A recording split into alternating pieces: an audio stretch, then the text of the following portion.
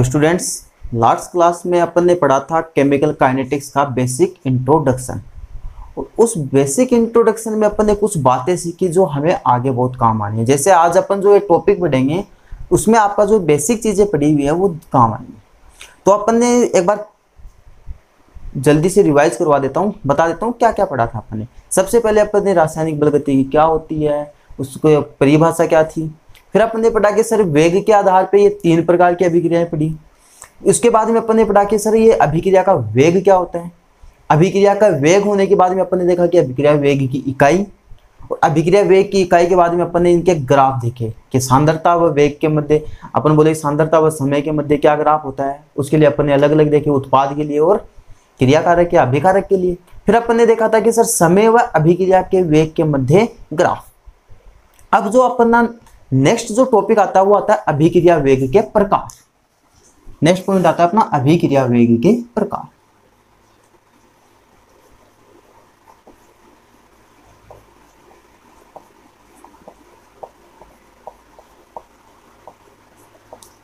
अब स्टूडेंट्स, अपन ये जो अभिक्रिया के वेग के प्रकार की जब बात करते हैं तो ये अपन 3 प्रकार के वेग की बात करेंगे।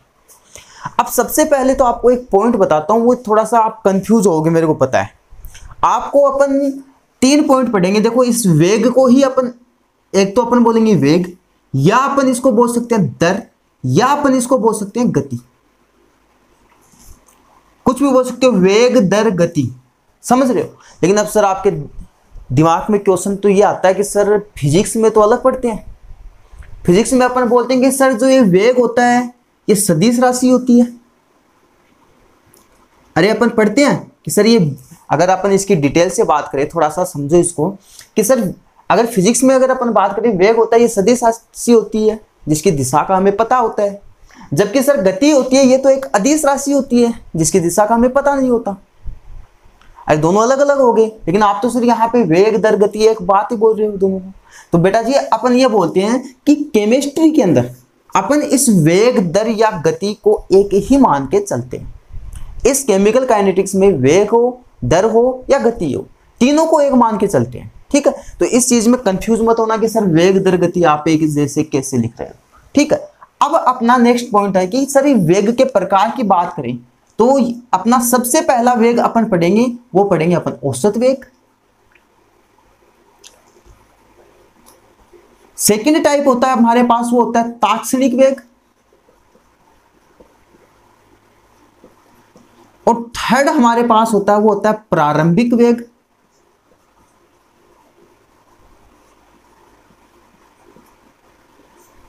या आरंभिक वेग। अब देखो, अपने को पढ़ रहे हैं कि सर अभिक्रिया वेग के प्रकार, और अभिक्रिया वेग के प्रकार में अपन जो पॉइंट पढ़ रहे हैं वो पढ़ रहे हैं कि सर अभिक्रिया का वेग होता है वो 3 टाइप का होता है, औसत वेग, तात्क्षणिक वेग, आरंभिक वेग या प्रारंभिक वेग। ठीक है, अब सबसे पहले अपन बात करते हैं औसत वेग की, कि सर औसत वेग क्या होता है। अगर अपन बात करें एक सिंपल सी बात कि सर औसत वेग क्या है, कैसे निकालेंगे, तो सबसे पहले तो आपको यह पता होना चाहिए कि औसत वेग को हम रिप्रेजेंट किस तरीके से करते हैं, समझना। तो अपन औसत वेग को या तो अपन v बार से रिप्रेजेंट करते हैं, या अपन इस औसत वेग को r एवरेज से लिख सकते हैं। क्या लिख सकते हैं, या तो v बार से प्रदर्शित करते हैं या r एवरेज लिख सकते हैं। अब सर हम औसत वेग निकालते कैसे। जैसे अपन ने वेग निकाला था अभिक्रिया का, सेम वही काम यहां करना है। औसत वेग निकालने का जो फॉर्मूला होता है वह होता है plus minus del C by del T. अब यहां पे क्या होता है, डेल सी क्या है, सांद्रता में परिवर्तन, डेल टी क्या है, समय में परिवर्तन। तो अपन क्या बोलेंगे कि सर इस औसत वेग को क्या ऐसे लिख सकते हैं, del C by del T. अगर अपन इसको इस v बार के रूप में लिखें, अगर अपने इस औसत वेग को एक दूसरे तरीके से लिखना चाहें, औसत वेग क्या होता है, v बार होता है। अगर अपन बेटा जी इस औसत वेग को दूसरे तरीके से लिखना चाहें तो कैसे लिख सकते हो। तो अपन क्या बोल सकते हैं कि सर अभिकारक या उत्पाद की सांद्रता में परिवर्तन अपॉन परिवर्तन में लगा समय। तो अपन यहां पे दो साइन यूज में करते हैं, कौन कौन से, प्लस माइनस। तो अपन क्या लिख सकते हैं, अभिकारक या उत्पाद की सांद्रता में परिवर्तन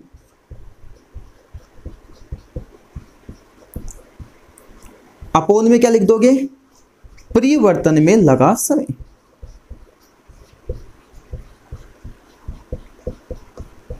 ठीक है, ये चीज हुई। तो अपन औसत वेग को ऐसे भी लिख सकते हैं कि सर औसत वेग v बार बराबर क्या होता है, प्लस माइनस अभिकारक या उत्पाद की सांद्रता में परिवर्तन अपोन परिवर्तन में लगा समय। अब यहां पे आपको पता है ये प्लस माइनस किसको रिप्रेजेंट कर रहा है, सर प्लस अपन उत्पाद के लिए लेते हैं, माइनस हम किसके लिए लेते हैं, अभिकारक के लिए लेते हैं।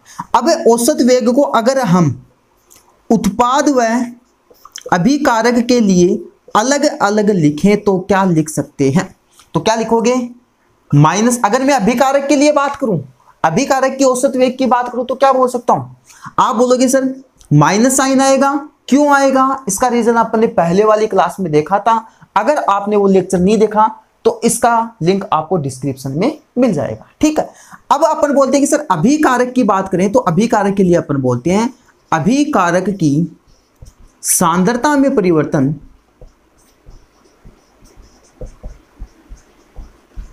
अपोन क्या बोलते हैं, परिवर्तन में लगा समय। ठीक है, तो ये बात हुई हमारी किसके लिए, अभिकारक के लिए। अगर मैं इसी बात को या इसी पॉइंट को मैं उत्पाद पे लगाऊं तो क्या बोल सकता हूं, औसत वेग क्या हो जाएगा हमारा, सर औसत वेग क्या होगा, v बार। कैसे निकालोगे, प्लस साइन आएगा और क्या बोलोगे, उत्पाद की सांद्रता में परिवर्तन अपोन में क्या आ जाएगा, परिवर्तन में लगा समय।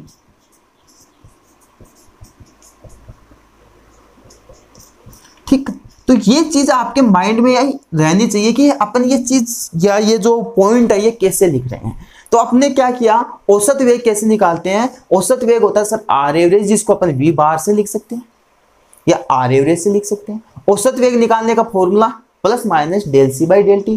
प्लस सर किसके लिए, उत्पाद की सांद्रता के लिए, कि सर अभिक्रिया जब शुरू होती है तो अभिकारक की सांद्रता अधिकतम, उत्पाद की सांद्रता मिनिमम। लेकिन जैसे जैसे समय के अनुसार चलती जाती है अभिक्रिया तो क्या होता है, तब हमारे पास आता है कि सर उत्पाद की सांद्रता में तो बढ़ोतरी होती है और अभिकारक की सांद्रता में कमी होती है। तो कमी के लिए माइनस साइन यूज में लिया गया है और बढ़ोतरी के लिए प्लस साइन यूज में लिया गया है। अब अपन बोलते हैं v बार के रूप में भी लिख सकते हैं। औसत वेग को अपन लिख सकते हैं अभिकारक और उत्पाद की सांद्रता में परिवर्तन अपन परिवर्तन में लगा समय। अब अपन इनको दोनों को अलग अलग भी लिख सकते हैं कि अपन अभिकारक के लिए कैसे लिखते हैं, उत्पाद के लिए कैसे लिखते हैं। अब अपन एक इसको एग्जाम्पल से समझते हैं कि कैसे हम इसका एवरेज वेग कैसे निकालते हैं। तो देखना है इसका एग्जाम्पल। तो अगर अपन एक कोई सामान्य अभिक्रिया ले लें, क्या ले लें, कोई सामान्य अभिक्रिया। सामान्य अभिक्रिया में अपन क्या बोलते हैं, एक सामान्य अभिक्रिया। और इस सामान्य अभिक्रिया में बेटा जी हम क्या करेंगे, देखो हमारे पास ये रिएक्टेंट था जो चेंज हो रहा है किसमें, प्रोडक्ट में। अगर मैं आपको ये बात बोलूं ये क्या है, अभिकारक, और ये क्या है, उत्पाद। ठीक है, अब अगर अपन बोलेंगे सर t1 समय पर क्या होगा, सर इसकी सांद्रता कितनी R1 और इसकी कितनी P1। t2 समय पे क्या होगा, सर इसकी सांद्रता R2 और इसकी सांद्रता P2। अगर अपन बात करें सर यहां पे डेल टी का परिवर्तन के लिए सर डेल टी, जहां पे अपन क्या लिख सकते हैं sir T2 minus T1। Sir अगर डेल आर की बात करें तो क्या लिख सकते हैं, R2 माइनस R1। अगर सर डेल P की बात करते हैं तो क्या लिख सकते हैं, P2 माइनस P1 लिख सकते हैं।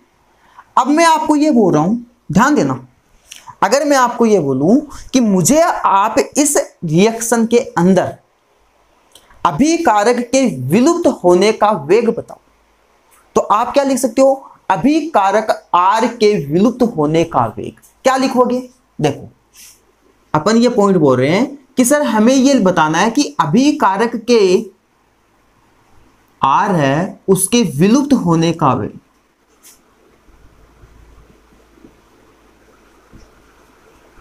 और कैसे निकालोगे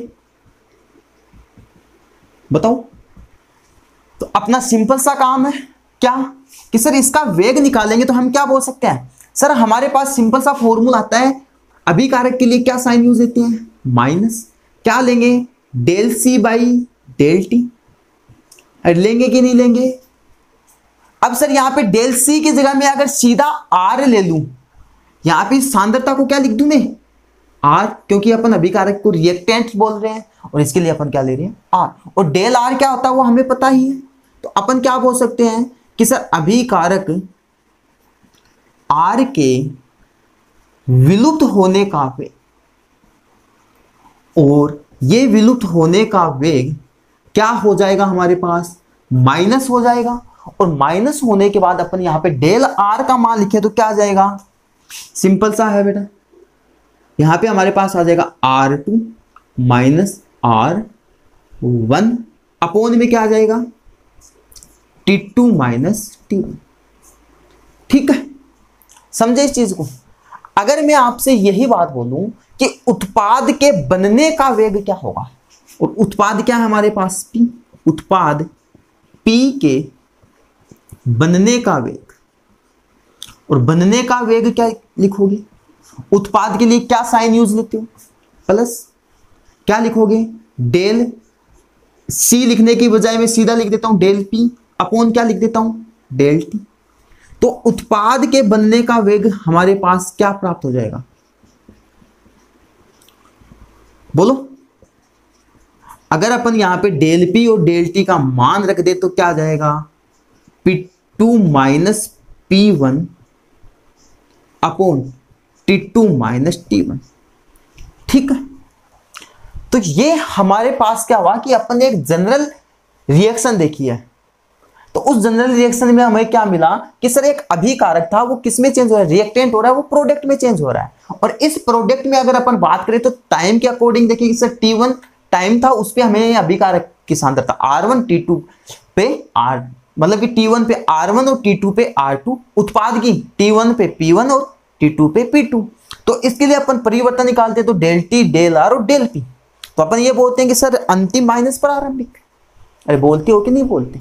अब अपन इस नेक्स्ट पॉइंट पे आते हैं कि सर अगर अपन इसके वेग की बात करते हैं तो अभिकारक और उत्पाद के लिए अलग अलग वेग निकाल सकते हैं। तो अभिकारक के विलुप्त होने का, अरे घट रहा है, विलुप्त हो रहा है, समय के साथ साथ इसकी संख्या में कमी आ रही है, मतलब विलुप्त हो रहा है, तो इसके लिए विलुप्त होने का वेग, और ये समय के साथ इसमें बढ़ोतरी हो रही है, बन रहा है, तो इसके लिए बनने का वेग।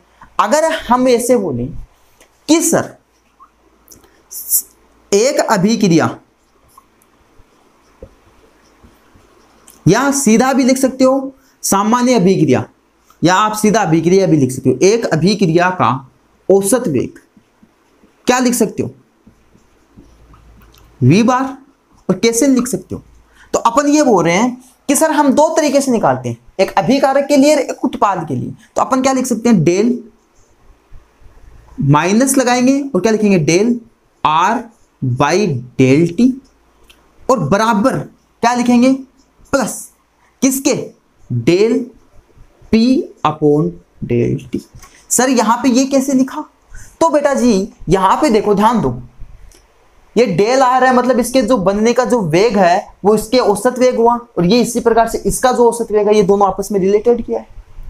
अब अपन बात करते हैं कि सर ये तो हमारा एक जनरल सा था, ये हमने पहले भी पढ़ा है, पहले वाली क्लास में भी नॉर्मली इसमें कि सर अभिकारक का वेग, उत्पाद का वेग कैसे निकालते हैं। अब आपको एक बात बताता हूं, ध्यान दें कि सर ये जो औसत वेग है, तो इसके लिए हम एक ग्राफ की बात करते हैं। किसकी बात करते हैं? ग्राफ। तो ये ग्राफ हम बनाएंगे किस किस के लिए? अभिकारक के लिए, उत्पाद के लिए। और उसका औसत वेग हम कैसे निकाल सकते हैं वो देखना जरूरी है।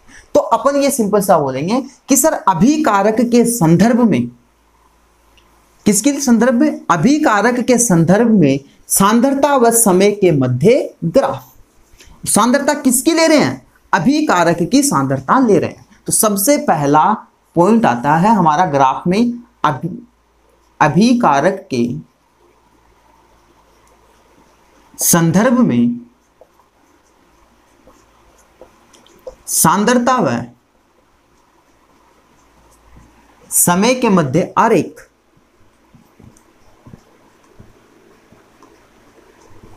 ठीक है। और अब ध्यान दो, समय के मध्य आरेख बनाएंगे तो आप बताओ, सिंपल सा ध्यान देना बेटा, कोई इतना ज्यादा हार्ड पॉइंट नहीं है, एकदम से इजी है। कुछ भी ज्यादा ऐसे नहीं कि रॉकेट साइंस बनानी है हमने, एकदम सिंपल सा पॉइंट है। आपको बस ये पता होना चाहिए ग्राफ के साथ है।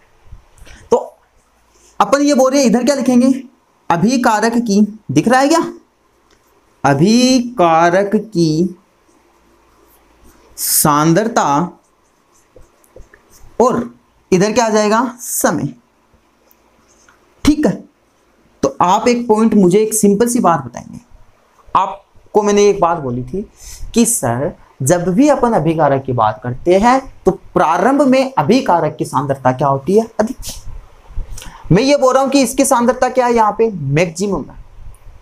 ठीक है। और जिसको मैं डिनोट कर रहा हूं आर की सांद्रता, R0 से। ठीक है। यहां पे इसकी सांद्रता क्या? अधिक। लेकिन समय के साथ साथ ये क्या होती है? घटती जाती है। और समय के साथ ये घटती जाएगी तो हमें ग्राफ कुछ इस प्रकार से प्राप्त होता है। और ये ग्राफ हमें कैसा प्राप्त होता है? अनंत स्पर्शी ग्राफ प्राप्त होता है। कैसा प्राप्त होता है? अनंत स्पर्शी। अब ध्यान दो, अगर मैं आपको ये बोलूं कि सर मैं इधर से इधर आ रहा हूं, तो मानो कि मेरे को अभिक्रिया का औसत वेग निकालना है। क्या निकालना है? औसत वेग। और हाँ, एक चीज याद रखना, औसत वेग बेटा जी हमेशा कुछ, या अपन बोल सकते हो सूक्ष्म समय अंतराल के बीच में निकालते हैं, या सूक्ष्म परिवर्तन के लिए निकाला जाता है, या कम परिवर्तन होता है उसके लिए निकाला जाता है। क्या? औसत वेग। ऐसे नहीं कि एक अभिक्रिया बहुत लंबे टाइम तक चल रही है और उसका एवरेज निकाल के बैठ गए, नहीं, वो गलत हो जाता है। अपन कोई सूक्ष्म परिवर्तन होता है उसके लिए अपन इसको निकालते हैं। लेकिन हाँ, रासायनिक बलगतिकी में इसका कोई उपयोग नहीं होता इतना ज्यादा। रासायनिक बलगतिकी में अपन इसको काम में नहीं लेते। अपन एक लाइन लिखते हैं कि सर ये औसत वेग होता है, ये एक अर्थविहीन शब्द होता है। ठीक है। तो उसका रीजन यही होता है कि ये कुछ अंतराल के लिए निकाला जाता है, इस वजह से।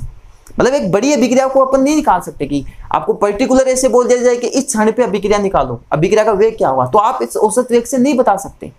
तो इस वजह से अपन इसके लिए बोलते हैं कि ये एक अर्थविहीन राशि है। ठीक है। तो अब देखो, यहां से मैं अगर इधर आ रहा हूं, मानो मुझे इस क्षण के ऊपर इसकी सांद्रता कितनी हुई?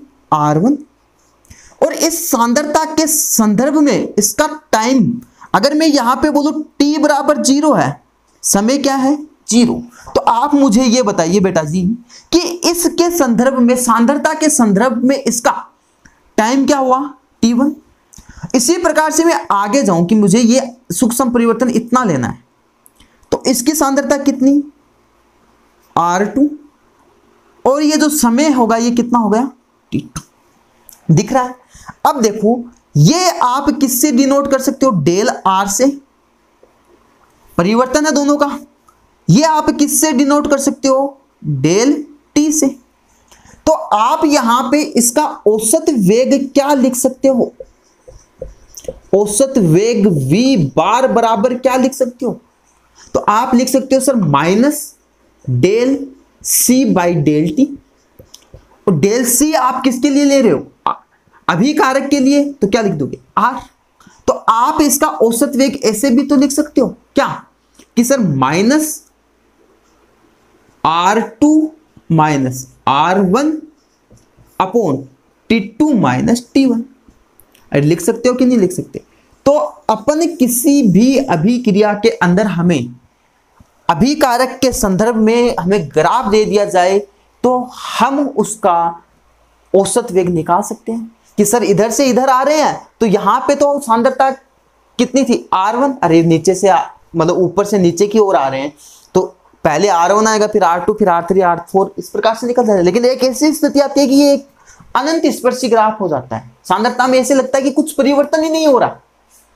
आप बोल देते हो कि सर अभिक्रिया पूर्ण हो जाती है, लेकिन मैंने आपको याद हो तो क्लास में एक बात बताई थी कि सर केमिस्ट्री के अंदर कोई भी ऐसी अभिक्रिया नहीं है जो संपूर्ण तरीके से पूर्ण हो जाए, कि एकदम से कंप्लीट अपन उसको मान ले कि ये पूर्ण होगा। तो ये क्या आती है, सतत रूप से चलती रहती है, धीरे धीरे धीरे। तो ये चीज है कि सबसे पहले R1 फिर R2, इसके R1 के संदर्भ में टाइम क्या है T1 और R2 के संदर्भ में टाइम क्या है T2। तो अपन ये परिवर्तन निकालते तो इसको डेल R, इसको डेल T। तो इस प्रकार से अपन इसका ग्राफ बनाए। अब सेकंड जो ग्राफ बनाते हैं वो हम बनाते हैं कि सर उत्पाद के संदर्भ में सांद्रता व समय के मध्य ग्राफ, किसके मध्य, उत्पाद के संदर्भ। सेकंड ग्राफ किसका बना देते हैं, उत्पाद के संदर्भ में सांद्रता व समय के मध्य ग्राफ। तो अब देखो, मिटा दूं इसको, नोट कर लिया, ठीक है। अब उत्पाद के संदर्भ में अगर जब अपन ग्राफ बनाते हैं तो हमें कैसा ग्राफ प्राप्त होता है, कैसा ग्राफ प्राप्त होता है बेटा जी, वही हमें यहां पे लिख देंगे सर उत्पाद की सांद्रता। क्या लिख देंगे, उत्पाद की सांद्रता। ये हमारे पास सांद्रता व समय के मध्य ग्राफ बनाना है। और किसकी सांद्रता, उत्पाद की सांद्रता। तो प्रारंभ में उत्पाद की सांद्रता मिनिमम होती है, लेकिन समय बढ़ने के साथ साथ साथ साथ इसकी सांद्रता बढ़ती जाती है। इस ग्राफ को आप कुछ इस प्रकार से भी देखोगे कई जगह, इसे थोड़ा घुमा हुआ इसे, ठीक है। तो अब आप मुझे ये बताइए, ध्यान दीजिए, अगर मैं इधर से मैं ये बोलूं कि इसकी P0 है यहां पे सांद्रता, और टाइम भी T बराबर 0 है, अरे दोनों की सांद्रता 0, मतलब समय अपन बोलते हैं कि सर अभिक्रिया T बराबर 0 पे, यानी अभिक्रिया की शुरुआत में T बराबर टाइम 0 है, तो उस टाइम पे उत्पाद की सांद्रता मिनिमम होती है। तो यहाँ पे P0 T0, T बराबर भी 0 है। तो अपन ये बोलते हैं कि जैसे जैसे ऊपर जाएंगे तो यहाँ पे हमें क्या प्राप्त होगा, इसकी सांद्रता हमें प्राप्त हुई P1, हुई कि नहीं हुई, और इसके संदर्भ में इसका टाइम क्या हुआ T1। और अगर आगे जाएं और अपन इसका परिवर्तन देखें ये वाला, तो इस संदर्भ में अपन बोलते हैं इसकी सांद्रता क्या है P2, और टाइम क्या है इसके संदर्भ में T2, ठीक है। तो अब यहां पे अपन बोलते हैं ये दोनों के बीच में क्या है डेल T, ये क्या है डेल P। तो आप यहां पे इसका औसत वेग क्या निकाल सकते हो, आप यहां पे औसत वेग क्या निकाल सकते हो बेटा, बताइए।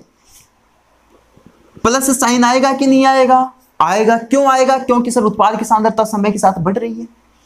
साथ में क्या आएगा del P by del T, और इसको मैं क्या ऐसे लिख सकता हूं plus P2 minus P1 upon T2 minus T1। अरे लिख सकते हैं कि नहीं लिख सकते, अरे बोलो यस सर, सिंपल सी बात है। तो यहां पे आपका ये जो अभिक्रिया के वेग की प्रकार की बात करते हैं, उस वेग के प्रकार में औसत वेग का स्वाहा होता है, समझे। अब सबसे पहले अगर अपन बात करें तो अपन ने क्या पढ़ा कि सर औसत वेग कैसे निकालते हैं, क्या करते हैं, ये सिंपल सा बात है, ये पहले भी अपन जान चुके हैं। लेकिन अपने को ग्राफ के अकॉर्डिंग इसे पूछते कि इसका बताओ उत्पाद का है कि अभिकारक का, वो ग्राफ देखो, उस ग्राफ के अकॉर्डिंग आप क्या करो, उसका डिसाइड करो कि औसत वेग कैसे निकालोगे। अब यहां पे मैं आपको ऐसे बोलूं कि आपके पास एग्जाम में यहां से एक न्यूमेरिकल जरूर आ जाता है, कई बार पूछ लेता है न्यूमेरिकल। क्या पूछ लेता है, ध्यान देना। मैं आपको ऐसे बोलूं कि कोई भी अभिक्रिया अपने पास, और उस अभिक्रिया के अंदर रिएक्टेंट होता है, वो प्रोडक्ट में चेंज होता है। मानो अपन ये बोलते हैं कि प्रारंभ में उसकी सांद्रता अक्स है, प्रारंभ में उसकी सांद्रता मान लेते हैं अक्स, कोई भी हो सकती है 0.1, 0.2, 0.3, 5 है, जितनी भी हो रही है, ठीक है। तो अपन बोल रहे हैं कि प्रारंभ में उसकी सांद्रता अक्स है, लेकिन 10 मिनट बाद उसकी सांद्रता परिवर्तित होकर वाई हो जाती है। ध्यान देना बेटा क्या बोल रहा हूं कि एक अभिकारक है, वो उत्पाद में चेंज हो रहा है, प्रारंभ में उसकी सांद्रता कितनी है अक्स है, लेकिन 10 मिनट बाद में उसकी सांद्रता परिवर्तित होकर कितनी हो जाती है, y। तो अपन ये बोल रहे हैं कि सर इसमें इस अभिक्रिया के अंदर आप औसत वेग की गणना मिनट तथा सेकंड दोनों इकाइयों में क्या कीजिए। ये क्वेश्चन कई बार कंपटीशन एग्जाम में आया है, मतलब कि आपकी बोर्ड एग्जाम में तो बहुत बार इसको न्यूमेरिकल टाइप क्वेश्चन आता है। मैंने पहले ही बोला इस चैप्टर से आपके बोर्ड एग्जाम में तो न्यूमेरिकल आएगा, 101% आएगा न्यूमेरिकल, कोई चांस नहीं है, न्यूमेरिकल आएगा। तो इसको आप करोगे तो कैसे करोगे, सर हमें पता है R1 और R2 दे दिया हमें प्रारंभ में, अक्स और y, R1 अक्स और R2 y है। हमें सर परिवर्तन मतलब परिवर्तित होकर मतलब हमें टाइम दे दिया कितना, डेल्टी।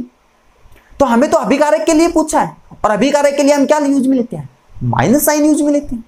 अरे लेते हैं कि नहीं लेते, और माइनस साइन यूज में लेते हैं तो उसके अकॉर्डिंग हम उसका औसत वेग निकाल देंगे। पहले सर मिनट में निकाल देंगे, फिर हम किस में निकाल देंगे सर, सेकंड में निकाल देंगे। तो अपन एक क्वेश्चन करते हैं, उसके बाद में आपको ये अच्छे से समझ में आ जाएगा कि किस प्रकार से औसत वेग की गणना की जाती है। तो स्टूडेंट्स अब आपके सामने एक क्वेश्चन है, देखो ध्यान दो कि सर हमारे पास एक रिएक्टेंट है वो चेंज हो रहा है प्रोडक्ट में। अभिक्रिया के लिए अभिकारक की सांद्रता, किसकी सांद्रता बोल रहा है, अभिकारक की सांद्रता बोल कितनी, 0.03 m से 25 मिनट में परिवर्तित होकर कितनी हो जाती है, 0.02 m हो जाती है। तो अब देखो हमारे पास इसका सॉल्यूशन क्या होता है, ध्यान दो। हमारे पास ये है कि सर अभिक्रिया है हमारे पास R जो किस में चेंज हो रही है, P में। अपन ये बोल रहे हैं कि सर प्रारंभ में इसकी सांद्रता कितनी है, 0.03, जो घटकर कितनी हो जाती है, या अपन ये बोले कि सर T1 समय पे या T2 समय पे। अब सिंपल सी ये वर्ड यूज में लेते हैं कि सर T1 और T2 के लिए हम कैसे निकालें इसको। तो इसको निकालने के लिए एक देखो, इसको निकालने के लिए एक सिंपल सा तरीका बताता हूं मैं। आप ध्यान दो कि हमें ये बोल रहा है प्रारंभ में कितनी है, 0.03, मतलब इसकी प्रारंभिक सांद्रता और अंतिम सांद्रता पता लगानी है, और अंतिम कितनी है 0.02। तो हमें ये बोल रहा है R1 कितनी है, R1 0.03 m, R2 कितनी है 0.02 m। ठीक है, अगर मैं यहां पे बेटा जी डेल R निकालूं तो क्या निकाल सकता हूं, तो आप निकाल सकते हो सर R2 माइनस R1, यानी R2 की सांद्रता माइनस R1 की सांद्रता बराबर में क्या आ जाएगी सर, 0.03 माइनस 0.02 सॉरी 0.02 माइनस 0.03, यानी R2 माइनस R1 कर रहे हैं। तो मान कितना आ जाएगा डेल R का, हमारे पास डेल R का मान आ जाता है माइनस 0.01 m आ जाता है। अरे आ जाता है कि नहीं आ जाता इसकी सांद्रता, ठीक। और हमें डेल टी कितना दे रखा है, हमें डेल टी दे रखा है कितना टाइम दे रखा है, 25 मिनट। तो हमें ये बोल रहा है कि औसत वेग की गणना मिनट में तथा सेकंड में ज्ञात करो। तो सबसे पहले अपन बोल देते हैं कि सर इसकी गणना किस में कर रहे हैं, मिनट में कर रहे हैं। अरे किस में कर रहे हैं, मिनट में। और अगर हमें इसकी गणना मिनट में करनी है तो हम क्या करेंगे, ध्यान दो। औसत वेग का फॉर्मूला क्या होता है, औसत वेग बराबर क्या होता है सर, औसत वेग आर एवरेज या वी बार क्या होता है, माइनस लगा रहे हैं किसके लिए, अभिकारक के लिए, क्या आएगा del R by del T.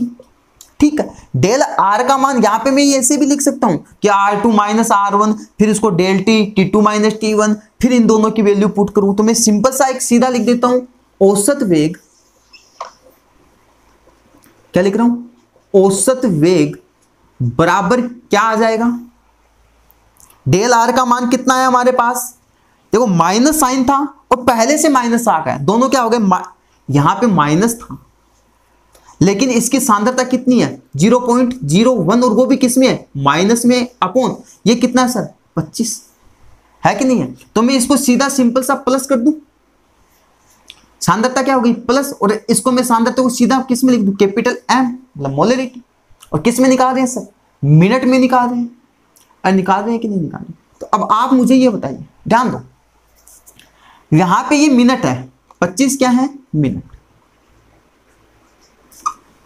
अगर मैं इसको जी औसत वेग को ऐसे लिखूं, अगर मैं इसको चेंज करूं किसमें कि सर इसको 2 पॉइंट है तो इसको मैं 1/2500 लिख सकता हूं। ऊपर क्या है कैपिटल है, नीचे क्या है थी सर मिनट। ठीक है, अगर ये 2500 में ये 2 बिंदु है, 2 शून्य है, ये ऊपर जाएंगे तो किस में चेंज हो गई सर 10 की घात -2 में। तो औसत वेग बराबर क्या आ गया 1/25 इंटू 10 टू द पावर -2 और क्या आ गया m, और इस मिनट को मैं ऊपर ले गया तो क्या आ गया मिनट इनवर्स। अरे आ गया कि नहीं आ गया। अब देखो इस 25 को इस एक के अंदर 25 का भाग देंगे तो हमारे पास क्या आ गया औसत वेग क्या आ गया 0.04 और गुणा क्या में क्या आ गया 10 की घात माइनस तो m मिनट इनवर्स।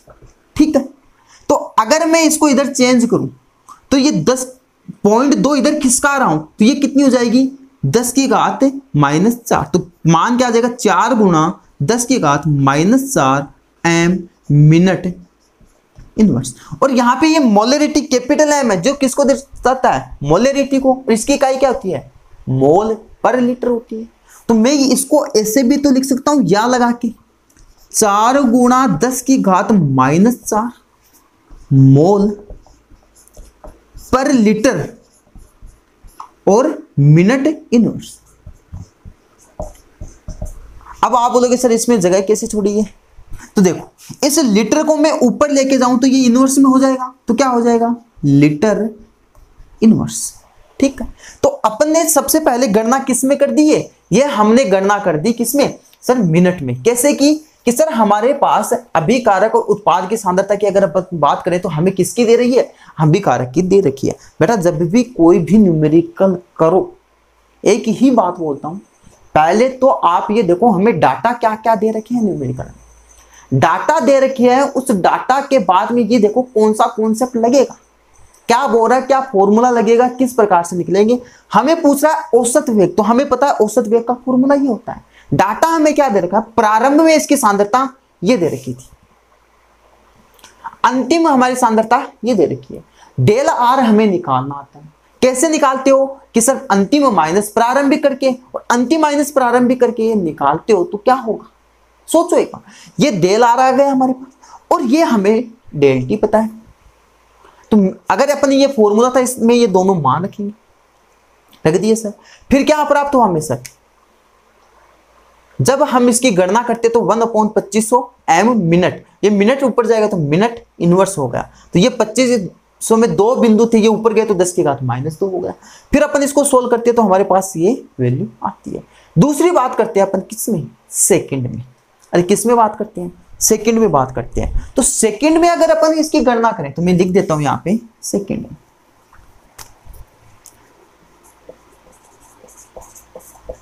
और सेकंड में अगर अपन गणना करें तो बेटा मैं सिंपल सा इधर सीधा ही बता देता हूं।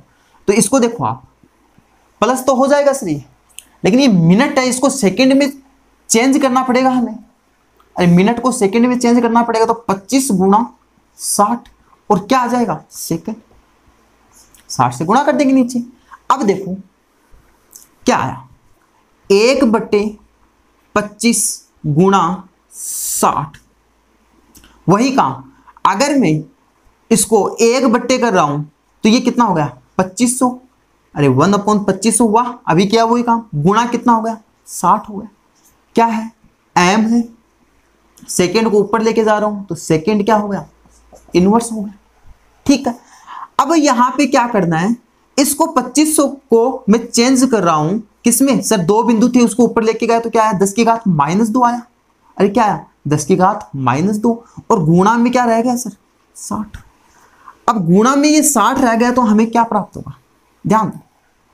अब मैं इसको गुणा करूंगा तो कितना आ गया 6 से गुणा करूंगा तो 150, तो 1/1500 गुणा 10 की घात -2 और कितना आ गया m।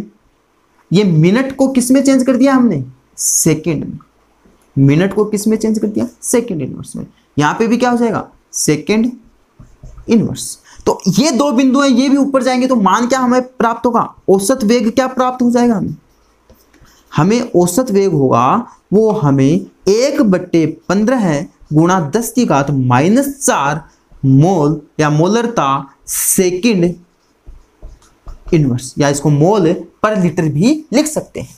ठीक, अब आप नेक्स्ट पॉइंट की ओर मूव करें तो देखो औसत वेग क्या आ जाएगा इस तरीके से हमारे पास। तो औसत वेग आ जाएगा जब अपन इसके अंदर भाग देंगे तो हमारे पास कितना आ जाएगा 0.0667 और गुणा में क्या आ जाएगा 10⁻⁻⁴ कैपिटल M सेकेंड इनवर्स। और जब अपन, अब ध्यान दो, जब अपन इसको पॉइंट को इधर खिसकाएं और किधर कितने पॉइंट खिसका रहे हैं 2, मतलब इसको मैं ऐसे लिखूं औसत वेग बराबर क्या आ जाएगा 6.67 गुणा 10⁻⁻⁶ हो जाएगा कि नहीं हो जाएगा। ये 2 पॉइंट इधर खिसका रहा हूं 1 2, तो ये कितना होगा 10⁻⁻⁶ और इसको मैं यहां पे सीधा ही चेंज कर देता हूं, क्या आ जाएगा मोल लीटर इनवर्स और सेकेंड इनवर्स।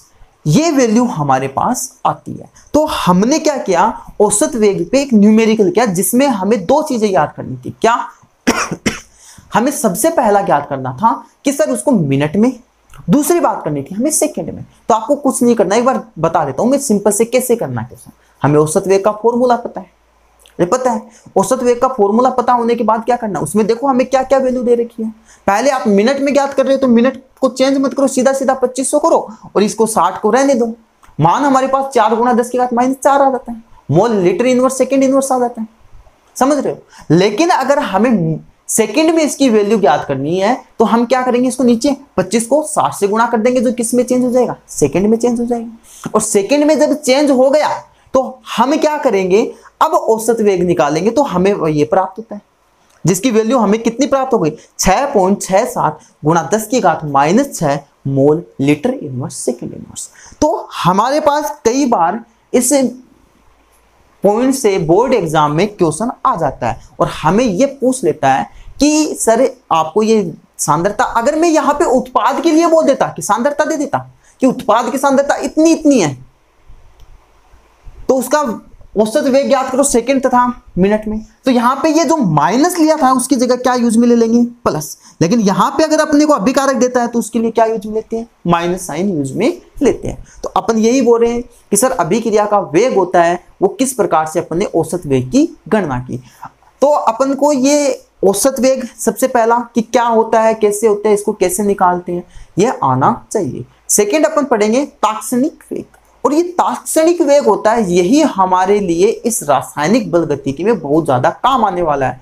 तो कल की क्लास में बड़ा ही इंपॉर्टेंट पॉइंट, मतलब एकदम से इंपॉर्टेंट पॉइंट आने वाला जिससे जो आपको अगर समझ में आया तो आप इसके आगे के, जैसे अपन इसके आगे जस्ट पढ़ेंगे अभिक्रिया का वेग और इसकी रस समीकरण मिति या स्टोइकियोमेट्री में संबंध, फिर अपन अभिक्रिया की कोटि निकालना सीखेंगे, फिर अणुसंख्यता निकालना सीखेंगे, फिर प्रथम कोटि अभिक्रिया, द्वितीय कोटि अभिक्रिया या शून्य कोटि अभिक्रिया, यानी शून्य कोटि अभिक्रिया क्या होती है, प्रथम कोटि अभिक्रिया क्या होती है, अपने सिलेबस में यही है। तो द्वितीय कोटि भी होती है, ठीक है, तो वो निकालना सीखेंगे। तो उसके अकॉर्डिंग हमें ये काम बड़ा ही आएगा क्या, तात्क्षणिक वेग, और इस तात्क्षणिक वेग के द्वारा ही हम इसकी गणना करेंगे किस प्रकार से वेग की गणना की जाती है। तो कल की क्लास में बड़ा ही इंपॉर्टेंट पॉइंट आएगा। और हाँ, अगर इसमें कोई डाउट हो तो कमेंट में बता देना, आपका डाउट दूर हो जाएगा। और हाँ, पढ़ो जरूर, पढ़ाई जरूरी है, तो इसके लिए रेगुलर पढ़ते रहो। और हाँ, कोई भी डाउट आए, कुछ भी प्रॉब्लम आए तो वो डिस्कस करो, उसका समाधान किया जाएगा। आप किसी मतलब कि कमेंट सेक्शन में बता सकते हो कि सर हमारी ये समझ में नहीं आया, ये पॉइंट समझ में नहीं आया, तो वो उसकी चर्चा अपन नेक्स्ट क्लास में कर लेंगे। साथ ही नेक्स्ट क्लास में हमारा बहुत ही इंपॉर्टेंट पॉइंट है, अगर उस इंपॉर्टेंट पॉइंट से हम कुछ न्यूमेरिकल करना सीखेंगे जो आगे आपके बहुत ज्यादा काम आएंगे। आगे चाहे आप कंपटीशन एग्जाम दे देना, आगे चाहे आपकी बोर्ड एग्जाम में न्यूमेरिकल आ जाए, उस पोर्शन से न्यूमेरिकल आना बड़ा, और उसी के अकॉर्डिंग आपका काम होगा आगे के लेक्चर में।